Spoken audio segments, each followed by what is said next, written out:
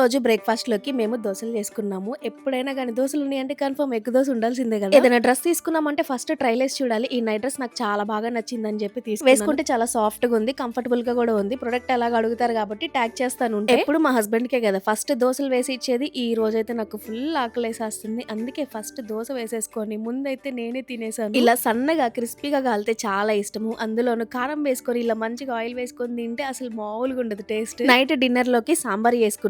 అది ఎలాగో మిగిలింది. ఇంకా సాంబారు, చట్నీ కాంబినేషన్ ఈరోజు దోసల్లోకి. ఈ దోసల పెనం నాకు ప్రమోషన్‌కి పంపించారు. అస్సలు ఎంత బాగా వస్తున్నాయి అంటే అప్పటి నుండి ఇదే యూజ్ చేస్తున్నాను. ప్రొడక్ట్ ఉంటే ఇది కూడా ట్యాగ్ చేస్తాను. చాలా మంది అడుగుతారు మీ దోసలు భలే వస్తాయి అని చెప్పి. అది ఈ పెనం వల్ల. క్యాస్ట్ ఐరన్ ఉంది కదా! భలే కాలుతాయి దోసలు కూడా ఈవెన్‌గా కుక్ అవుతాయి. నాన్ స్టిక్ పాన్ కన్నా ఇది బెస్ట్ వన్ టైమ్ ఇన్వెస్ట్‌మెంట్ లాగా ఉంటది. ఎన్ని ఇయర్స్ అయినా చాలా బాగా యూజ్ చేసుకోవచ్చు. ఒక పక్క మా హస్బెండ్ అయితే ఫుల్ గొడవ చేస్తున్నాడు. ఫస్ట్ నాకైతే ఎగ్ దోస ఏసి ఇచ్చేయి అని చెప్పి. ఇంతకీ ఎగ్ దోస ఫ్యాన్స్ ఎంతమంది ఉన్నారు? మెయిన్‌గా డబుల్ ఎగ్ దోస అంటే ఎంతమందికి ఇష్టం కామెంట్ చేసేయండి. వీడియో నచ్చితే లైక్ చేసి కొత్తగా ఎవరైనా చూస్తుంటే సబ్స్క్రైబ్ చేసుకొని వెళ్ళండి. బాయ్.